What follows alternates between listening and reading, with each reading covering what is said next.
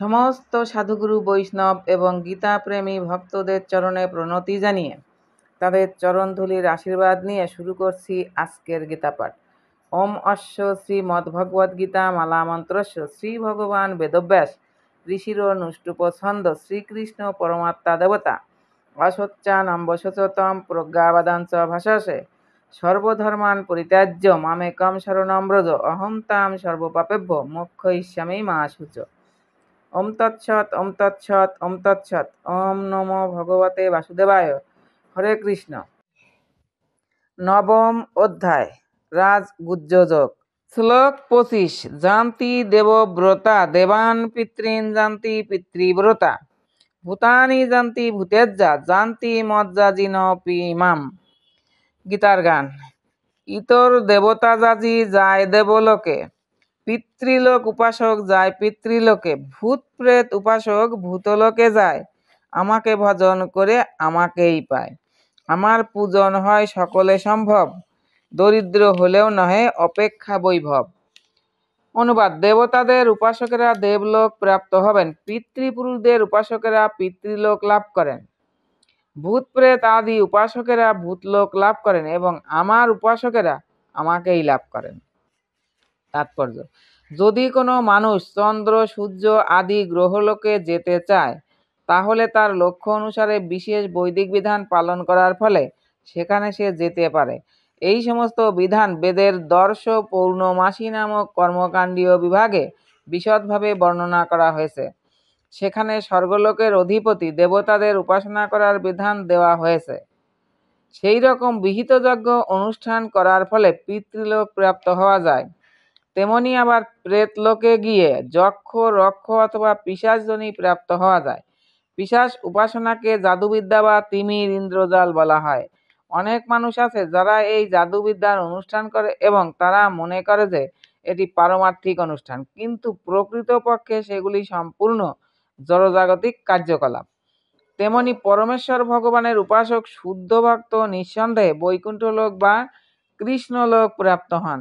এই গুরুত্বপূর্ণ শ্লোকের মাধ্যমে এটি অত্যন্ত সরলভাবে হৃদয়ঙ্গম করা যায় যে যদি দেব উপাসনা করার ফলে স্বর্গলোক প্রাপ্ত হওয়া যায়, পিতাদের পূজা করার ফলে পিতৃলোক প্রাপ্ত হওয়া যায় এবং পিশাচ উপাসনা করার ফলে প্রেতলোক প্রাপ্ত হওয়া যায়, তাহলে ভগবানের শুদ্ধ ভক্ত কেন কৃষ্ণলোক বা বিষ্ণুলোক প্রাপ্ত হবেন না?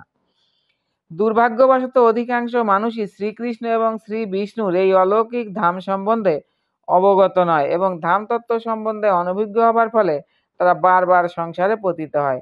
এমনকি নির্বিশেষবাদীরা ব্রহ্মজ্যোতি থেকে অধঃপতিত হয়। তাই কৃষ্ণ ভাবনামৃত আন্দোলন সমস্ত মানব সমাজে এই পরম কল্যাণকারী জ্ঞান মুক্ত হস্তে বিতরণ করছে যে কেবল হরে কৃষ্ণ মহামন্ত্র কীর্তন করার ফলে মানুষ এই জীবন সার্থক করে তার যথার্থ আবাদ ভগবত ধামে ফিরে যেতে পারে। শ্লোক 26। পত্রম পুষ্পম ফলম তয়ম যো মে ভক্তা প্রদচ্ছতি তদ অহম ভক্তুপরিতম অস্নামি প্রদত্তন। গীতার গান। পত্র পুষ্প ফল জল ভক্ত মোরে দেয়, ভক্তির কারণ সেই গ্রহণীয় হয়। যত্ন করি মোর ভক্ত যাহা কিছু দেয়, সন্তুষ্ট হইয়া লই ভক্তির প্রভায়। নিরপেক্ষ ভক্ত তুমি এমর নিশ্চয়, তোমার যে কার্যক্রম সব ভক্তি হয়। অনুবাদ। যে বিশুদ্ধ চিত্ত নিষ্কাম ভক্ত ভক্তি সহকারে আমাকে পত্র পুষ্প ফল ও জল অর্পণ করেন, আমি তার সেই ভক্তিপ্লুত উপহার প্রীতি সহকারে গ্রহণ করি। তাৎপর্য। বুদ্ধিমান মানুষের পক্ষে ভগবানের অপ্রাকৃত প্রেমময় সেবায় নিয়োজিত হয়ে কৃষ্ণ ভাবনাময় হওয়া আবশ্যক। তার ফলে শাশ্বত সুখের জন্য চিরস্থায়ী আনন্দময় ভগবত ধাম লাভ করা যায়। এই প্রকার বিস্ময়কর ফল লাভ করার পদ্ধতি অত্যন্ত সহজ এবং এমনকি অত্যন্ত দরিদ্রতম ব্যক্তিও কোনো রকম যোগ্যতা ছাড়াই এর অনুশীলন করতে পারে।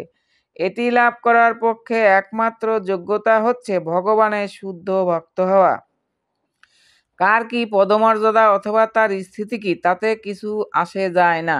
পন্থাটি এতই সহজ যে অকৃত্রিম প্রেম ভক্তি সহকারে এমনকি একটি পত্র অথবা একটু জল অথবা ফল পরমেশ্বর ভগবানকে অর্পণ করা যেতে পারে এবং ভগবান তা গ্রহণ করে সন্তুষ্ট হবেন। তাই কৃষ্ণ ভাবনামৃত থেকে কেউই বাদ পড়তে পারে না, কারণ এটি অতি সহজসাধ্য ও সার্বজনীন।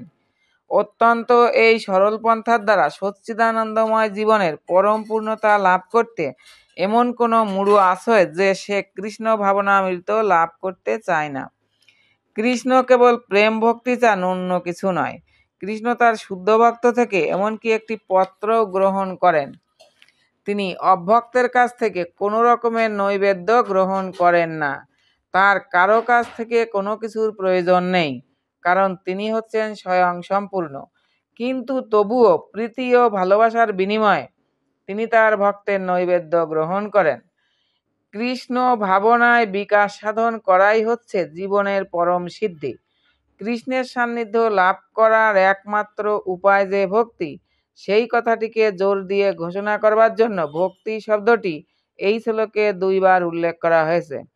অন্য কোনো উপায়ে, যেমন কেউ যদি ব্রাহ্মণ হয়, শিক্ষিত পণ্ডিত হয়, ধন বিত্তশালী হয় অথবা বড় দার্শনিক হয়, তবুও তারা কৃষ্ণকে কোনো কিছু নৈবেদ্য গ্রহণ করাতে অনুপ্রাণিত করতে পারে না।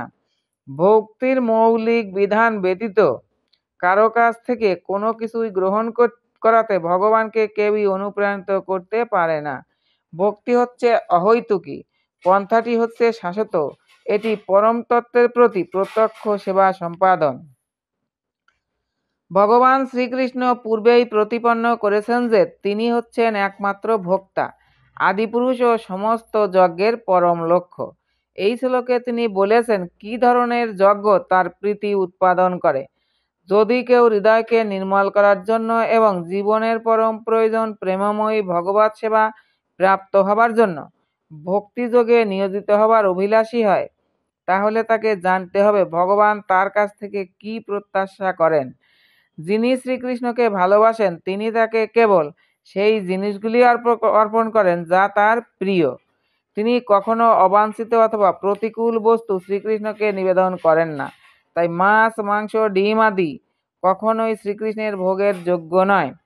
যদি শ্রীকৃষ্ণ চাইতেন যে এই সমস্ত দ্রব্যগুলি তাকে অর্পণ করা হোক, তাহলে তিনি সেই কথা বলতেন, কিন্তু তার পরিবর্তে তিনি বলেছেন যে পাতা, ফল, ফুল ও জল আদি দ্রব্যই যেন কেবল তাকে অর্পণ করা হয়। এই প্রকার ভোগ সম্বন্ধে তিনি বলেছেন যে আমি সেগুলি গ্রহণ করব। তাই আমাদের বোঝা উচিত যে তিনি মাছ, মাংস, ডিম আদি কখনোই গ্রহণ করেন না। শাকসবজি, অন্ন, ফল, দুধ ও জল মানুষের উপযুক্ত আহার। ভগবান শ্রীকৃষ্ণ নিজে সেই বিধান দিয়ে গেছেন।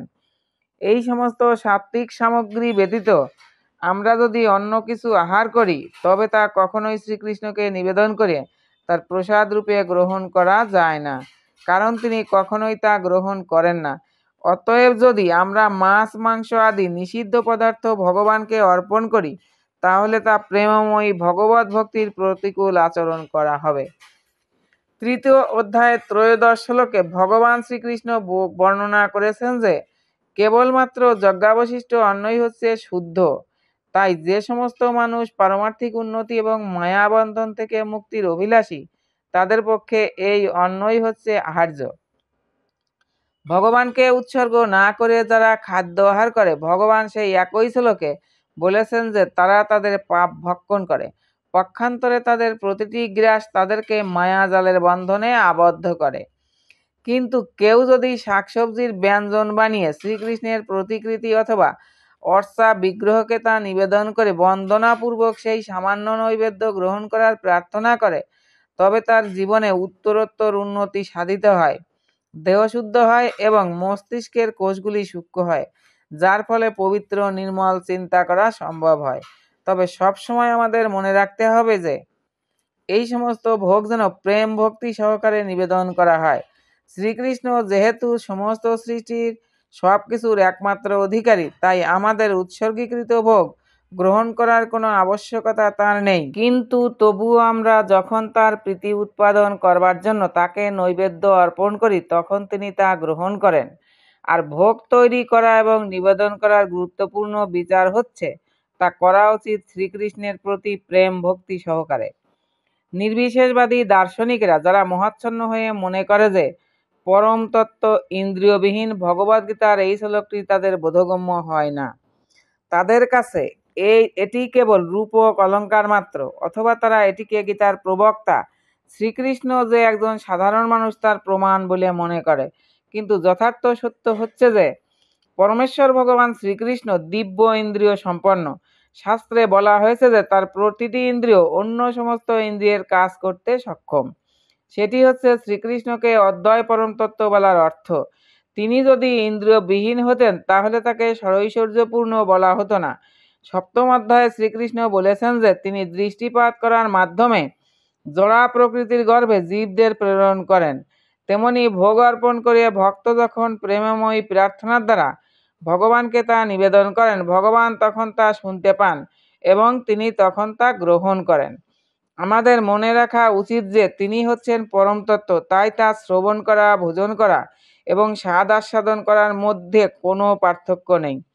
ভক্তই কেবল ভগবান শ্রীকৃষ্ণের বর্ণনা অনুসারে ভগবানের স্বরূপ উপলব্ধি করে থাকেন, অর্থাৎ তিনি ভগবানের বর্ণনার কদর্থ করেন না।